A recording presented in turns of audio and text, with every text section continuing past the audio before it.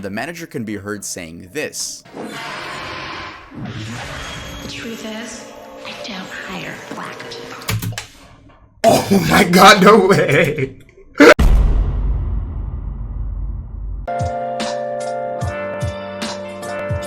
Where have you been? This video by Tub is called Racism Approached in Cartoons. Kids' cartoons and TV shows tend to be a distraction from the real world, a different life you can access with the click of a button on a remote, and for that reason, they're fiction. But what about when they try to implement real-world problems and teach the kids watching a valuable lesson? Sometimes they go right, and other times they go extremely wrong in the eyes Oh my of god, I think I remember that video. Hold on. Maybe I do.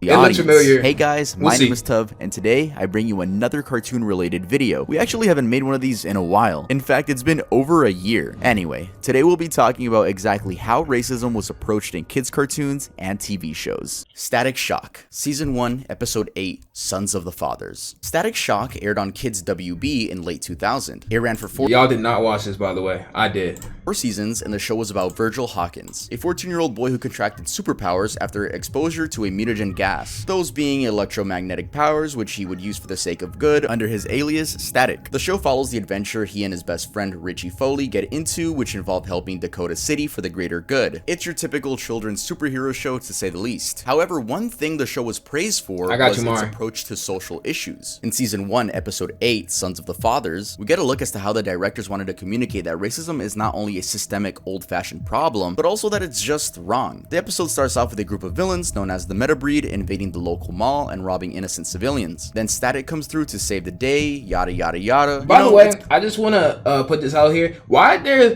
everybody else got a movie? Why Static Shock ain't in no movie yet? Why Static Shock doesn't have like his own movie? You say you people is so funny. No way they say you people in there. Why Static Shock don't got his own movie yet, bro? I will watch that. Or am I trying because he's ass? You just don't. Is it? Oh, I know why you're saying. I know why you're saying he's ass. Is he ass because because that's why you're saying it? I know. It's always funny when heroes wear an eye mask and still aren't recognized. Like, bro, do you even know your son's face or voice? Anyway, that's not the point. A little argument ensues between Richie and Virgil's sister, Sharon. She complains that he's there every day, so much so that he should be paying rent. Virgil defends him and says Richie is welcome to their home any day of the week. Shortly after this, time passes and Virgil says, you know what? My sister's right. We never hang out at your place. And Richie panics, looking for excuses, but doesn't have any. So they agree that on Friday, Virgil can spend the night. We also have a Metabreed subplot going on. Damn. Do y'all ever have the one friend that go over your house a lot, but you never been in their house once, or is it vice versa? Like you always go to your friend's house, but he never been in your house. I'm not gonna lie. Like until like this year, most of my friends haven't been in my house. Until like this year, because I don't know. I have a lot of siblings, so there's a lot of stuff going on in the house. So I never really let people come over to my crib like that unless like I know. Even people I know, bro. Like usually I don't let people come to the crib like that. Now this year, like because of the streams and everything like that, y'all see a lot of people come to the streams now. So a lot more people come in the house. But growing up, I ain't really let nobody come in the house like that. I ain't gonna let you. But then the living room door opens and it's revealed Mr. Foley is home early. Virgil says hi and Mr. Foley ignores him. Then they have an awkward, quiet dinner. You know those awkward dinners where you only hear the forks clanking? I fucking hate those moments. Virgil breaks the silence by telling Richie he brought a rap CD they can listen to later, and Mr. Foley intervenes, saying rap music is garbage and disrespectful. He also says it. What you think he listened to? He said, God damn, this he like got them wide shoulders. He got them wide neck shoulders, bro. I'm not gonna hold you. He definitely listened to the "You Can Buy Me a Bow." He definitely listened to some aesthetic country, Billy Ray Cyrus, boot tangling, boot wrangling, clickety clackety, high new gunslinging type music. This is the only thing I can see out of him. You know what I'm saying? That's it. Tom McDonald, he definitely listens. He definitely looked like he listens to Tom McDonald's. Can we hear his voice? I feel like he has a country accent.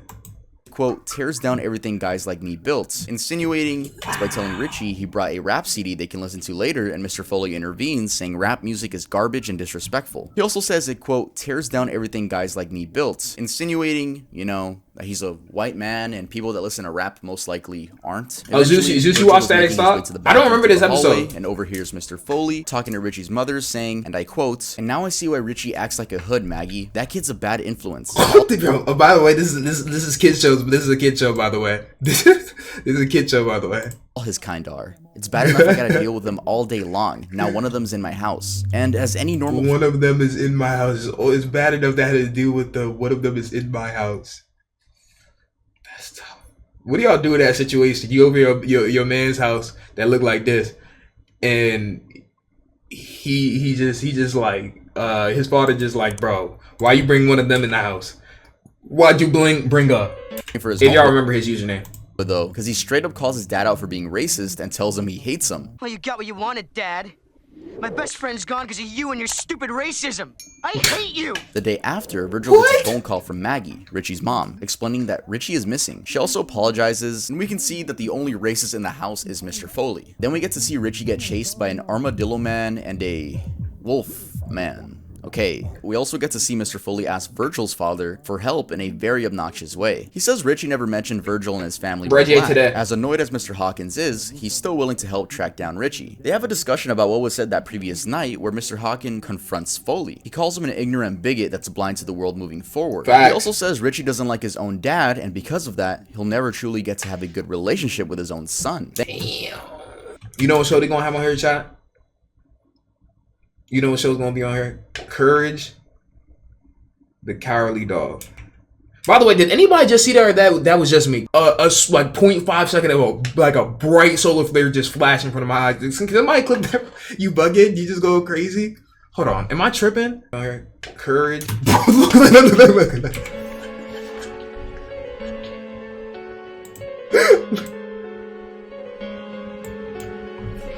Yo, you know what show's gonna be on here? Courage. Dog, what? What? Yo, what was that? Yo, you know the funny thing is, I don't have light on in here. There is no light bulb in here. Ran away from you a long time ago, and who can blame him? Richie ran away from you a long time ago, Foley, and who can blame him? Damn. Okay. Long story short, a fight breaks out between the villains and the dads trying to save Richie, though are incapable of doing so. Then Static comes in to save the day, and Mr. Foley is extremely grateful that his son was saved. I would have let that motherfucker perish. By, you know, a black superhero. The episode ends with Mr. Foley, Virgil, and Richie all heading to Comic-Con, and the father's attitude is noticeably different. Treating So bro just cured racism. Bro fixed his racism. Virgil as he would anyone else. I really like how the directors chose to make the dad being racist just as big a problem as supervillains, and they don't shove it in your face either. It was genuinely a good life lesson that was approached in a calmly and mature manner. I see why the show was heavily praised. Dwayne Static Duffy, Shock one of is the an two amazing creators show, of the original Static Shock comics, focused heavily on giving minorities an important role in pieces of media. Fun fact, since we're talking about Static Shock, they actually had a gun PSA and a dyslexia PSA. In the dyslexia one, they tell kids to not be afraid to tell an adult if they're having trouble reading, and they're no less than anyone else. And the gun PSA is a bit more morbid, showing a little girl placing a rose on a tombstone. Episode 10. True Colors. That's So Raven aired on Disney Channel for 4 seasons from 2003 to 2007. It was about a teenage girl, Raven, dealing with the average problems of the youth. But there was a twist. She could see into the future. I always personally thought that was a little bit corny, but the show was a huge success, so fuck me, right? Anyway, season 3, episode 10, True Colors, begins with the Baxter family cooking up soul food in celebration of Black History Month, and Raven announces that she and her Disney. Now, shout out to Disney and everything, but you know this show was probably written by some Nigel, some Connors, some like, yo, this show, I want to know who wrote this show. This show was definitely written by some Connors, some some really that one Apple motherfucker from that one motherfucker from the Apple store who got the hunchback, that nigga, he looked like him. So what do you mean soul food? All black people like soul food? Is that what we're trying to say? Hold on. Let me see who wrote That's So Raven. Who's the director?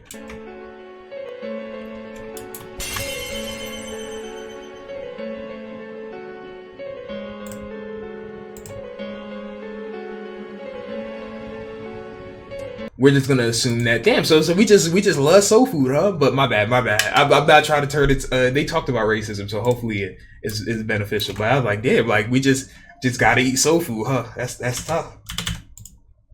Problems of the youth. But there was a twist. She could see into the future. I always personally thought that was a little bit corny, but the show was a huge success, so fuck me, right? Actually, we do like soul food, so I mean. Anyway, season 3, episode 10, True Colors, begins with the Baxter family cooking up soul food in celebration of Black History Month. And Raven announces that she and her best friend Chelsea are going to be applying to a store in their local mall known as Sassy's. They go to apply and are met with multiple tasks, so the manager gets an idea of who would be a good employee. Raven does everything right, and Chelsea fucks every single challenge up. At the same time, and Chelsea gets the supposed job. to be writing a 500-page essay on a historic Black figure, but finds it boring. So Mr. Baxter encourages him to be more enthusiastic about his race. We cut to the next day at school where Chelsea gets a phone call from the Sassy's manager and becomes ecstatic finding out she got the job. Then she asks about Raven and is told that she didn't. But they say 500 page essay. Well, Chelsea fucks every single challenge up. At the same time, Corey is supposed to be writing a 500-page essay on a historic Black figure, but finds it boring. So motherfucker, I'd be bored.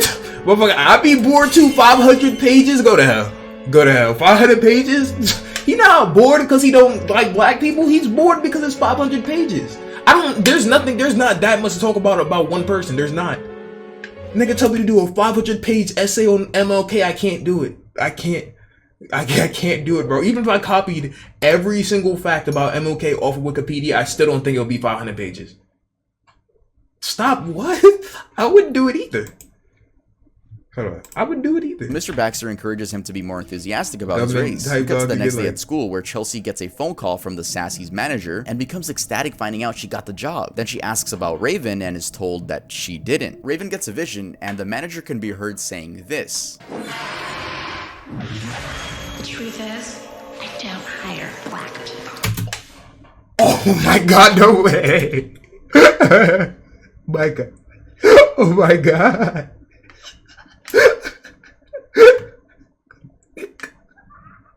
Yo, this. Oh shit, that was not the script. It was not the script. Yeah, that was some generational hope type stuff. What? Yo, imagine, bro. If I was watching Disney, I don't even remember that episode either. If I was legit and I was watching Disney and I watched that episode, could you imagine if your parents seen that episode, bro? Like they just walked to the room out of nowhere and that's the first scene they seen. Oh my god. Yo, that was definitely some generational hope. I see where generational hope gets it from. Oh my god. The truth is, I don't hire Black people. Oh my god. Chelsea decides to I didn't quit think we were for gonna flat out obvious say reasons. Meanwhile, Corey falls asleep at his desk, and his dad, dressed up as Frederick Douglass, comes out of his computer. At first watch, I was like, what the fuck am I watching? But then I remembered, oh yeah, Corey fell asleep. I just wish they transitioned into his dream better. Literally a vortex transition would have done the job. Anyway, Corey is taught about a lot of Black figures that should be respected due to their contribution to America's history. Now back to Raven. She explains to her parents that she didn't get the job because the manager just doesn't like Black people. They try to come up with a chat, and sadly that should be happening, bro. When you apply for places, bro. Well, I'm pretty sure I'm just saying some self-explanatory ass shit, but when you apply for places, bro, people really be doing that, bro. Bro, before I worked at Panera and the burger place, I probably applied to 100 and not 100, maybe 100, maybe at least 85 different places. At least 85 different places. You know what I'm saying? Trying to get a job around the area. Not I wouldn't say 100. I'm not gonna go gas it up like it's 100, but at least 85 different places, bro. I was on Indeed. Anywhere I can get a job, any retail place, bro, any food place, bro, escape rooms, bro, anywhere that would pay me, I was applying there, bro. 85 jobs. I wanted a job. I wanted to work, bro. It was my junior year of high school. Everybody was getting a job. I didn't have money to do what I wanted to, bro. I didn't drive. I was learning how to drive, bro. I wanted a job, bro. You know what I'm saying? How y'all doing? By the way, oh my god, yo, the two hardest places to get a job from the hardest place to get a job from is Target. If you get a job from Target, bro, I'm not gonna hold you. I don't know how you did it. You gotta teach me the ways, bro. You either have to know somebody, bro, or you have to have the best resume ever, bro. Target pays like 15 or 16 an hour, bro. So I applied to Target at least 4 different times, bro. Like 4, maybe 5 different times in my life. Didn't get the job once. We'll respond to you in 2 weeks. They never responded to me ever. But I'm getting off track though. The whole, like, bro, people will literally do that to you, bro, because, you know what I'm saying? Would they ask you, okay, there sounds so nice on the phone. Okay, come for an interview. You come to an interview, they're like, look you up and down. We're gonna see you in 2 more weeks. I'm gonna contact you in 2 weeks. I'm gonna contact you in 2. They will never contact you. You will never hear from them. You won't even get a letter saying, an email saying that you didn't get the job. Prime, I appreciate you.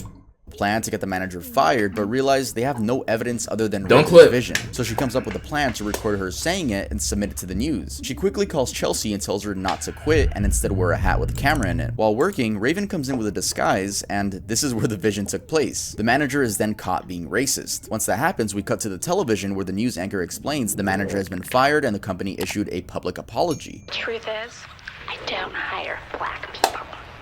Why would you say that on camera, bro? Oh, and Corey also got the essay done out of passion rather How the fuck Corey get the essay done out of passion? How the hell he get that essay done out of passion, bro? You gonna need passion, prime energy, God. You gonna need all that. How he get the essay done? That's cap. That's cap. Or use ChatGPT. There's no way. being forced by his school. I think the episode did a great job capturing how easily people can be racist. 500 words, not pages. Bro said it said pages. He said pages. Maybe he said it wrong. He said how heavily it pages. can affect the recipient. For example, not being able to get a job. Though I never got into that so Raven because I was too young. My older sister loved the show. Oh, he and I meant remember words? bits and pieces here and there, and it was a pleasant surprise to see how they chose to tackle racism in this episode. No, maybe he bad words, but he said pages though. Yeah, bro. But chat, shit like that be happening, bro. I'm not gonna lose you. It just happens sometimes. Also, I don't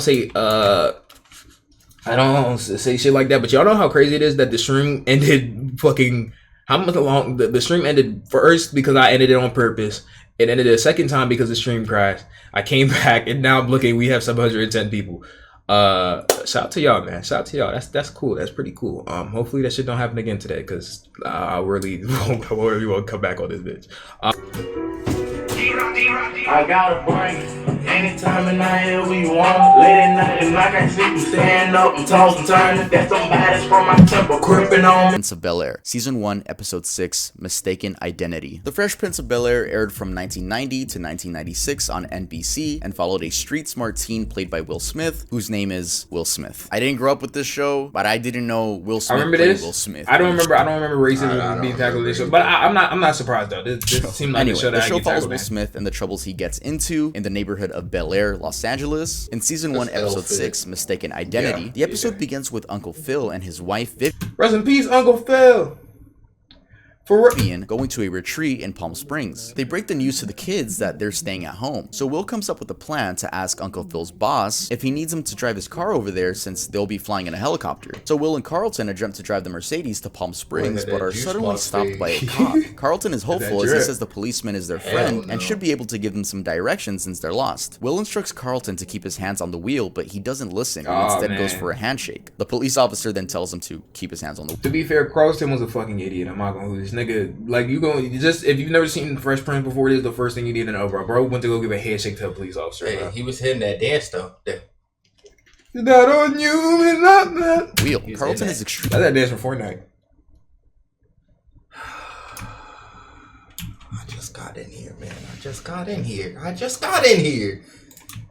Innocent, and Will is telling him what not to do when he just ignores him. He takes out his license and registration and says that the car isn't his, by the way, which prompts the officer to tell him to get out the car. And then we cut to the police station where Will is giving Carlton a pep talk on how cops treat black people and how to talk back to them by keeping their answers short and sweet. This doesn't seem to get through Carlton's head though, as he's saying more than he should to the cops, which just makes their story seem fake, furthering the cops' suspicions that these two black males stole the car. They get a chance to make a phone call, so they call the boss's wife, and she mistakes "I'm in jail" for "I'm in Yale." She then later hangs up and tells Carlton's parents. And by the way, chat, yo, I'm not gonna hold you. Y'all be safe out here, bro. You know what I'm saying? I'm not gonna tell y'all how to deal with y'all situations, bro. But I've been in a car and I've gotten pulled over. And then you remember that time we got pulled over and then fucking That was definitely my fault. No, that was 100% your fault. I'm about to go after you. But no, Like, bro, oh my god, bro. So me and Miles get pulled over. It's not even like, I don't even think it was like a year ago. I think it was maybe like 7-8 months. Was it like? It might have been a year ago. I don't remember. But whenever it happened, Maybe. it was me, you, and Kevin, right? Mm-hmm. Miles doing fucking Miles shit on the road.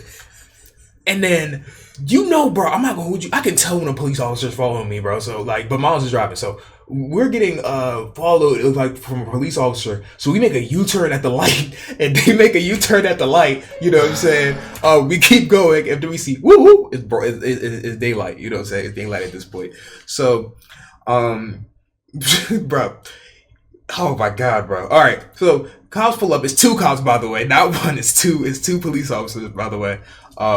So they thought Miles was drunk at first. Or something like that. But basically, long story short, without getting into too many details, bro, we were with our friend Kevin, and I know what to do in a situation where I am faced with a police officer. This nigga Kevin talking back to, oh, you try to be racist? Stop that racist, and you try to be racist. Oh no, they fucking like just talking back. I'm like, yo, shut bro, the fuck like, up. I'm not gonna lie, Shut the just fuck not up, stop okay? talking. Cause I'm like, it got to a point where I was just like, shut the fuck up, dude. Bro, like, you gotta understand where we at. Niggas always gotta talk back. Like, oh no, yo, you on some racist shit? No, niggas not on some racist shit. Nigga, nigga got pulled over because the nigga was swerving, bro. Oh no, you nigga, you racist as fuck, bro. That's why I don't fuck with police officers. Just always that one nigga talking back, nigga. And if they shoot, they gonna shoot me, nigga, first. They're going to shoot me first. Kevin is light skinned. They're going to shoot me first, by the way. I'm not passing away off of nobody consequences, bro. That's why I'm really just like, bro, shut the fuck up. They technically, legally do not have the right to search. Why you? If you know, you know. Technically, legally do not have the right to search us. They do not have probable cause. They found probable cause, by the way, but we're not going to get into that. Oh Lord, yeah, they definitely did. They found it was not my fault. And it was that not my was fault not my either. fault. They found probable cause, and it wasn't for me, and it wasn't for Miles, bro.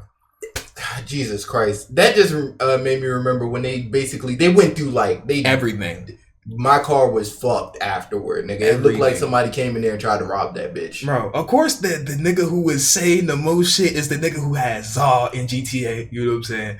Of course so the cop literally is like, yo, is there any, the first thing he asks, is there anything in the car? Is there anything drug paraphernalia in the car that we need to know about? Me and him like, no, because I'm thinking in my head, there's nothing that we need to know. But like, there's nothing. It's his car. It's Miles' car, bro. Somebody has it wasn't me though. It wasn't me though. It wasn't him. So anyways, the cops was cool. We got out. Long story short, then them niggas tried that, what's it called? Them niggas tried to say my my license was expired or some bullshit. It wasn't actually expired. I went to go look back at that shit. That nigga lied. That nigga just lied. Right. The cops is okay, bro. But it's just like, yo, if you are in this situation like that, don't have that one friend who just always talking back. It's just gonna make it worse for everybody, bro. Nigga said Miles crashed 5 times, to be honest. Fun fact, I've never been in a car accident. You know what I'm saying? Like, but yeah, man. Just do what you just play your life, man. Just play your life. To Yale, leaving them confused. Then the duo end up getting thrown in a cell, and Will comes up with a plan to only confess to the crimes they didn't commit if a camera crew shows up and broadcasts it. Uncle Phil and his wife end up seeing this as it interrupts the football game everyone was watching at the retreat, and they go to the station demanding the kids are set free. The cops disrespect them though, not seeing them as real people. And then Henry Firth shows up, the boss and owner of the car, and the cops treat him with the utmost respect. Henry says he knows those kids, and Uncle Phil tells the cops to let them free before he sues them, as he's a lawyer. Once at home, Will and Carlton have a serious discussion about racism against black people, as Carlton is oblivious to it, even after the event. He says that the cops were, quote, just trying to do their jobs, which angers Will, and he tells him that no matter what, as long as they're black, their lives will be harder than the average white man. The episode ends in a very morbid way, with no happy ending, as Carlton is trying to make sense of why they were stopped. He claims they were just driving too slow. I'm not gonna lie, Carlton's like dead ass a fucking idiot, though. I'm not gonna hold you. I'm not saying everybody has experienced racism or everybody has to experience racism, but Carlton's a fucking idiot, nigga. Like, how the fuck you don't know what racism is, nigga? Like, nigga is just discovering racism. You're right. It was the 90s. Niggas weren't racist in the 90s. Come on, nigga. Slow, and that's why the cops stopped them. If you were a policeman and you saw a car driving 2 miles an hour, wouldn't you stop it? I asked myself that question the first time I was stopped. Good night, son. Then the camera pans out, and we see Carlton reflecting on being racially profiled. We fade to black, and the credits roll. There's no music like usual, it's just quiet. Honestly, it's an extremely real look at what it could be like finding out that you're in the minority. Not only that, but realizing the fact that your life is going to be a lot harder than it should be. I really like this episode. I always like, and I'm sure many of you do too, when shows get serious, especially when there's not a happy ending. It's only real life. If you guys— Carlton has the IQ of 96 chill. Carlton has the IQ of fucking giant ant, my nigga. I'm not gonna. If you're interested, make sure to go look it up and watch it. It's a really good watch. Arthur, season 21, episode 4. Arthur takes a stand. Arthur aired on this is not what we're thinking of. There's no way this is not what this not what we're thinking of. This not the other one where they're having a contest. I don't remember. Oh, the my bad. That's not the word I have. Okay, yeah, chat gotta chill. Emote only. Emote only, please. Emote only. Espo, thank you for this. The tier 1. Emote only, please. Emote only, please. Jesus Christ. You know there's a reason I wasn't saying this. Yeah, it barely ended last year. That's fucking crazy. Though the show did go on several hiatuses, so it wasn't active for a couple of those years. The show takes place in the fictional city of Elwood and focuses on 3rd grade student Arthur the Aardvark and his other— Arthur was fucking ugly, by the way. I did not know he's an aardvark till right now. I'm not gonna. I thought the nigga was an anteater. I know what the fuck I thought he was. I'm not gonna hold you. He don't look like an anteater, but it just fit. Arthur's ugly. That's anthropomorphic. Damn, I've been lied to. Shout out to my nigga Buster the Bunny, my nigga. That's my nigga. In season 21, episode 4, which came out in 2017, the principal announces that breakfast will now be served in the cafeteria along with the lunch. The kids are excited, but after Arthur comes back to forgetting his notebook, he realizes that the lunch lady, Mrs. McGrady, has no one to help her and is being overworked. He's shocked and says that the school needs to hire more helpers, but she says she's already attempted, but heard no response back. So Arthur goes to the principal and tells her Mrs. McGrady deserves some more help, which she just ignores. She's too distracted by breakfast doing so good. And I don't know if the principal having white skin and Mrs. McGrady having brown skin had a role to play in this, so I don't want to make an assumption about that. I will make the assumption, yeah, they definitely did it on purpose. But it's definitely something I was wondering while watching. 2 months. Arthur talks to Sue on his way home about the situation, and she suggests the idea of boycotting until something is done. Here she mentions figures like Martin Luther King and John Lewis. So then in the library, a cartoon version of King and John... Martin Luther King exists in...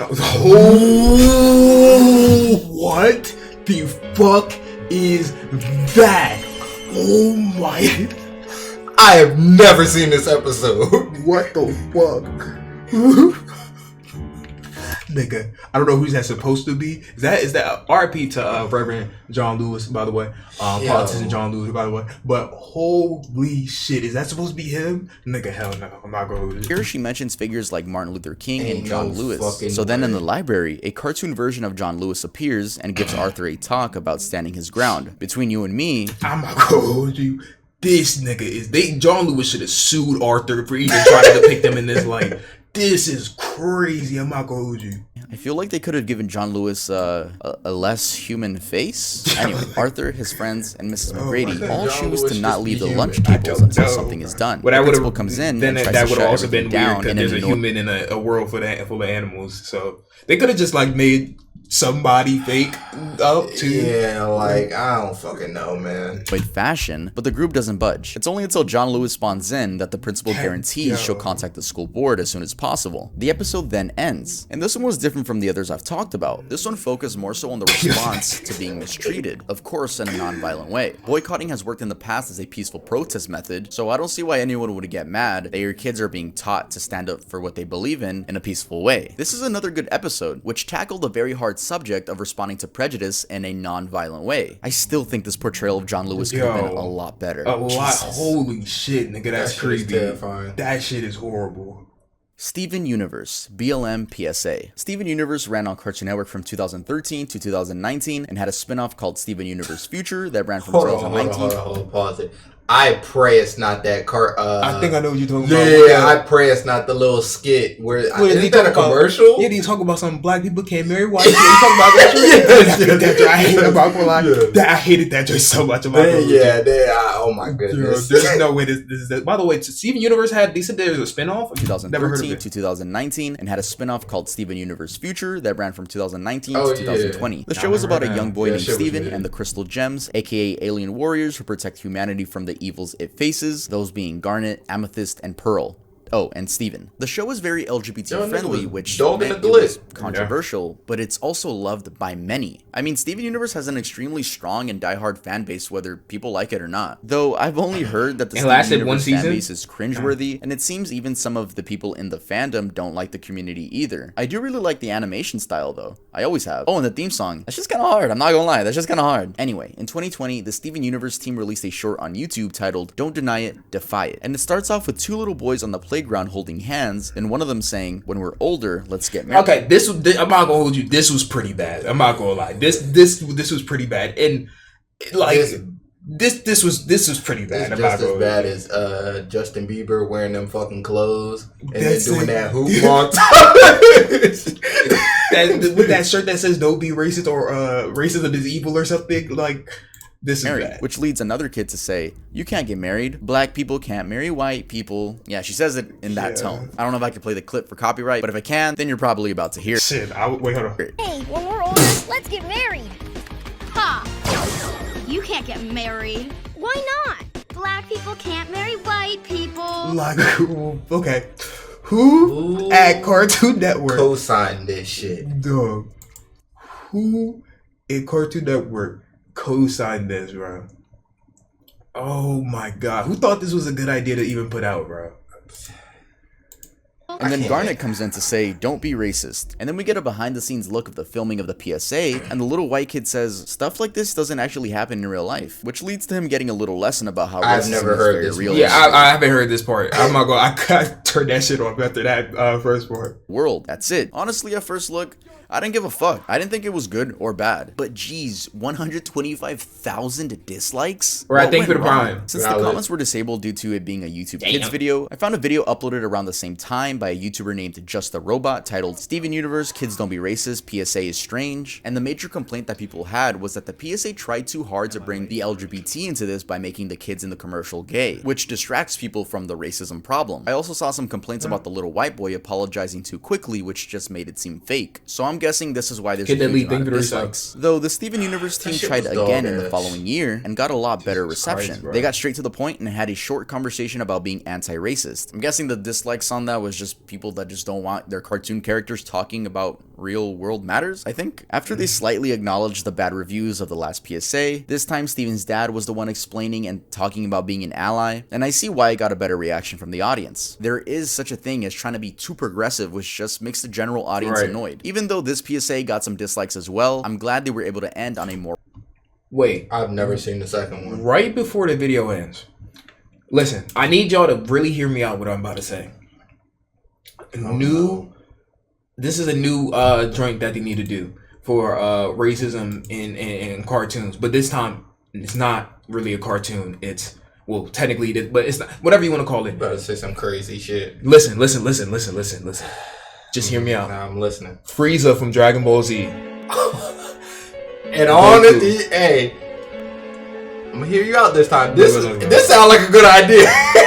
This sounds like a pretty good idea. You know what I'm saying? We're gonna do this. The ad that we're gonna do. This the ad that we're gonna do. So we're gonna do Frieza for Dragon Ball Z. You know what I'm saying? First of all, we're gonna go ahead and let Frieza be. We're gonna have Frieza in his final form, just living his life, be getting like recognized, be getting all the jobs, be getting like respected. He don't gotta get pulled over at all. You know what I'm saying? He's walking down the street, and then y'all know that Frieza has his little you know what I'm saying, form. You know what I'm saying, where his black form. You know what I'm saying. So then when he changes to his black form, then you know what I'm saying. The rest is for y'all up to interpretation.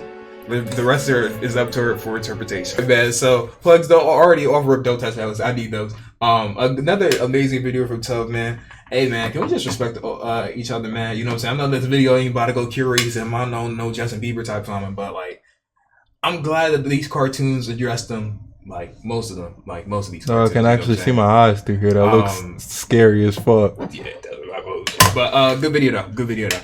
IUBG. Alright. Put the bitch back like I'm double heavy.